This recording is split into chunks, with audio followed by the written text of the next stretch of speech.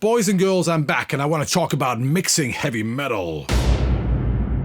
I recently just mixed a song by a new project called Dark Times Collaboration. And it features musicians from bands like UNEARTH, Entombed AD,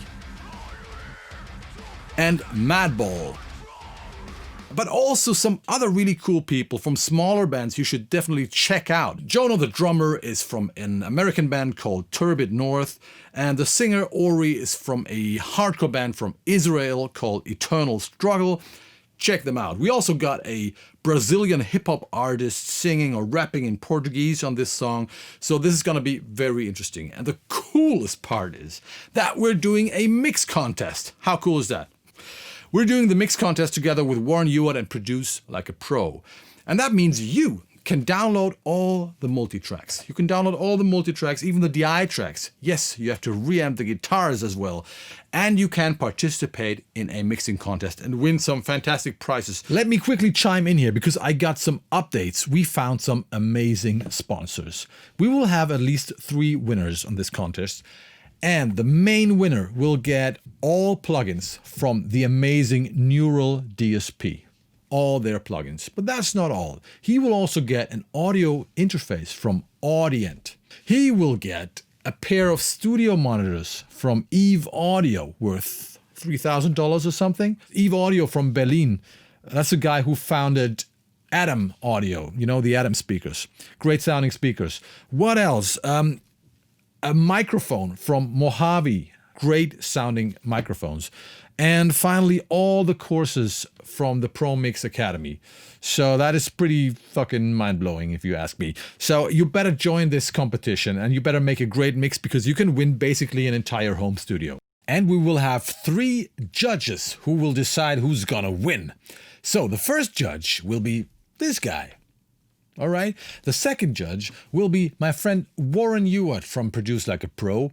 And finally, the third one, I'm happy to announce that, will be my dear colleague and buddy Jens Bogren from Sweden. So if you want Jens, Warren and me to check out your mixes, you better join. Absolutely mind-blowing. Anyway, you can also just download the tracks and play with them and learn something. I don't care. It's totally free. But I want you to join, all right? So before I introduce you to the guys and to the project and to the idea behind the project, let's check out the song. It has been released on the WACKEN Open Air YouTube channel. Here's the first minute of that song. So please check out Dark Times collaboration with Turning Point.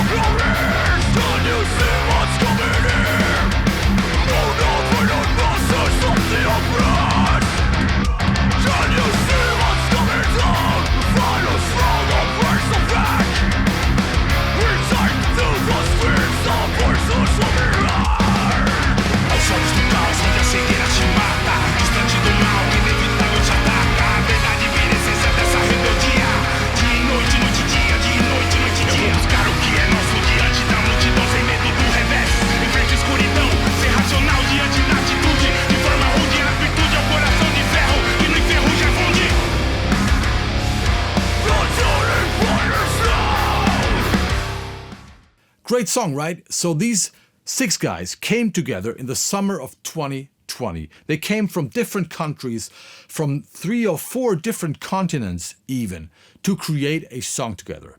To create a song in dark times. In the midst of a pandemic, terrible times also for musicians, especially for professional musicians who couldn't work, who couldn't perform, who couldn't tour. But instead of getting depressed, they created a song. But, you know, all kind of quarantined remotely. And the tracks ended up here. And that is a song with a very positive message. So let me read this. Guillermo from Entombed says, well, for me, the idea of the project was to use it as a way to connect with people and to make music again. This year has been extremely challenging psychologically speaking. So that was a way for him to get creative again. And this is what Brian Mitz Daniels has to say about the message of the song. Quote, we tried to touch on the events of the summer of 2020, especially the movements in protest of ignorance, intolerance, racism, police militarization, and oppression. We try to avoid labels like left wing versus right wing and things like that.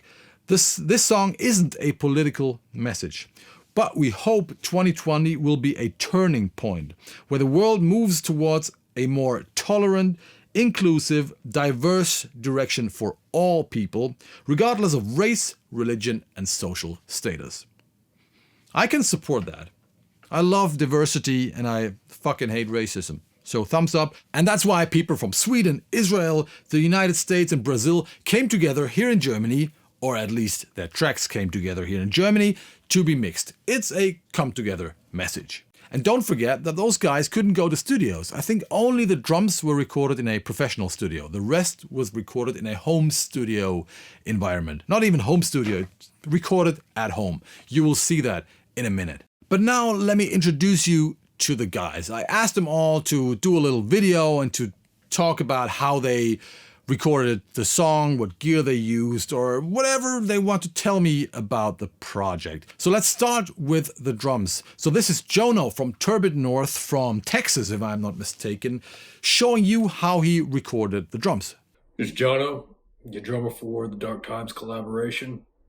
I'll give you a quick rundown on the process and my approach to recording the drums on this track. So for writing and demoing my drum parts, I use this Roland TD50, and I use it a lot for demoing tracks. It's super easy connectivity. You USB out from the module into the laptop, and you've got multi-track drums.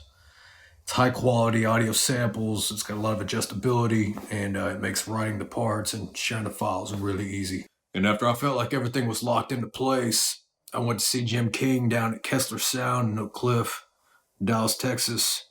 You know, Jim's a wizard. He's got an incredible facility that he built himself. Man, he's a drummer as well, so I trust his ears. And I tracked on one of his house kits. It's a Tom and Grand Star, birch shells, all power sizes, 14, 16, 18, 24 kit. I love that kit. The shells are like half an inch thick, you know, like almost bulletproof. And I ran through the track a couple times. We made the necessary adjustments, and Jim comped performance for me, and my job was done. At that point, you know, I sent the files to Kristian and the other guys to work on the guitars. So let me show you the drums quickly. Those are recorded really well. You have several room tracks, good sounding cymbal tracks, good sounding snare, kick, and tom tracks. I used all the acoustic tracks. I just wanted the snare to sound larger than live. The snare sounds great, but I added 2 samples from my Drumforge Kohle DRUMSHOTZ pack, especially to give that snare like that smack, that huge gunshot, like wide over the top stereo punch. You will hear it when I play the drums in solo.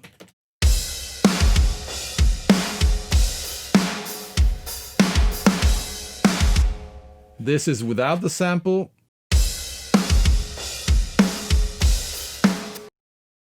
And with the sample again.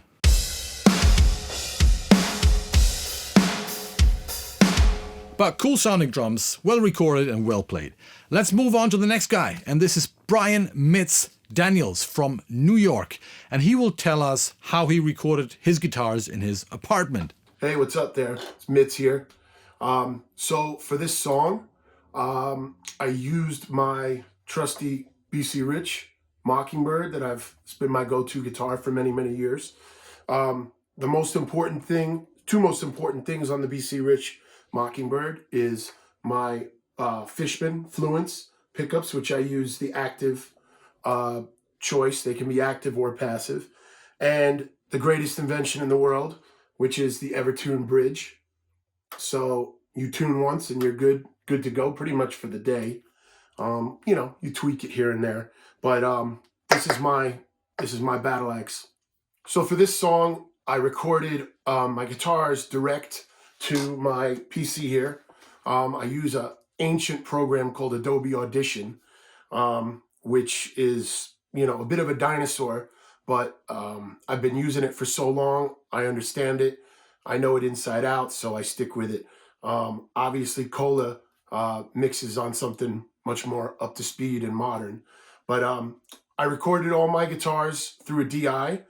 And this was one of the first times I ever recorded where I was completely trusting of the mix engineer to create my sound. I sent him my DI tracks and just told him, hey, you have a picture of what the mix is going to be, so you make it happen. When you reamp in the studio, I want to hear what you think would be a cool guitar sound. Thank you. You will get 4 tracks of rhythm guitars on this track, and I only used 1 amp for all those tracks. It's the Diezel D-Moll. I had one darker and fatter sounding pair that was going through my new favorite speaker, the Eminence DV-77, and I had another pair that was colder and brighter sounding going through another speaker. I don't remember which one, I'm sorry. And with another microphone, I was cranking the highs. So this is the main pair, like the fat sounding one.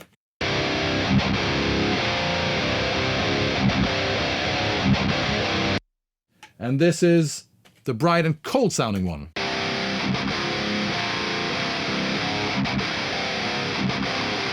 And by blending those 2 pairs, I could avoid most of the processing. I think there's just 1 or 2 small EQ moves on the guitars, nothing else. This is how they sound together.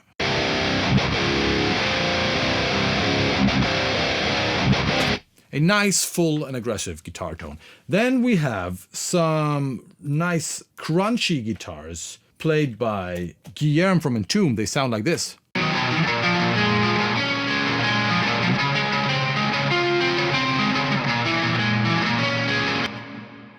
He also played some clean guitars on the same part.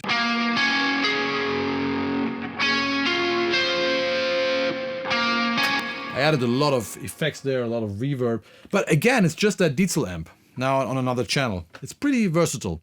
And finally, we also got some additional lead guitars with basically the main rhythm tone just a touch darker. They sound like this.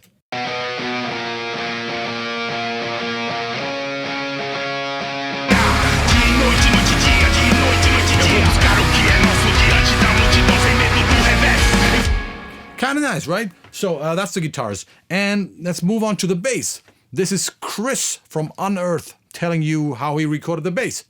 Hi, this is Chris O'Toole from UNEARTH and Turbid North. Just letting you know that I recorded this project using an Ernie Ball Music Man Cutlass bass. This was a custom made job to look like Roger Waters from Pink Floyd. You know, it's the black knobs, black hardware, black pickguard. It's got a maple neck, the gloss finish. Plug this directly into the console using the Studio DI, and the studio producer took it from there. And you know what I used to create this bass tone? I used my own preset from the Aurora DSP Mammoth. You remember this plugin and the video I did about it? If you want that sound that I will show you now, there's a link down here. You can still buy that plugin, including my Kristian Kohle IRs and the preset. So just follow that link. The bass sounds like this.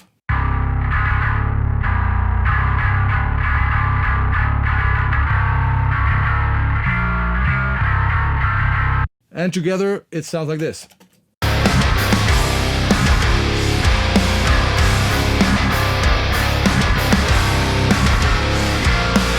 The bass is really loud in this song. I kind of liked it. It just adds some chaos, makes it a little boomy and makes it a little whatever rock and roll sounding. Because the overall production is kind of clean, and the bass for me, yeah, makes it a little more dirty, and I like how it pops out here and there, especially in the first riff.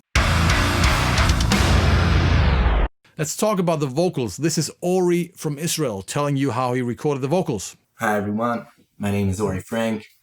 When I recorded the vocals to this song, so I went to the Chaos studio in Tel Aviv, which is a great studio that I love recording there. I also brought there my favorite microphone, SM57B by Shure company. This is just a great dynamic microphone, really fun to record with. What was really special about recording this song was that we did everything remotely. We got in the room and I went to the recording booth, and I had in my talkback, in my earphones, I had the engineer from the control room that on the meantime, he was with an online conversation with Mitz. So Mitz was giving me all the vocals direction directly to my headset. And what was even cooler about that, we used this direct link thing that it just creates an online streaming link to what we had in the Cubase when we recorded. So he would just refresh the link that we sent him, and then he could hear as if he was in the room, like exactly what we were doing at the moment, just like a real-time export. And that was really cool because we could finish the entire thing at one night.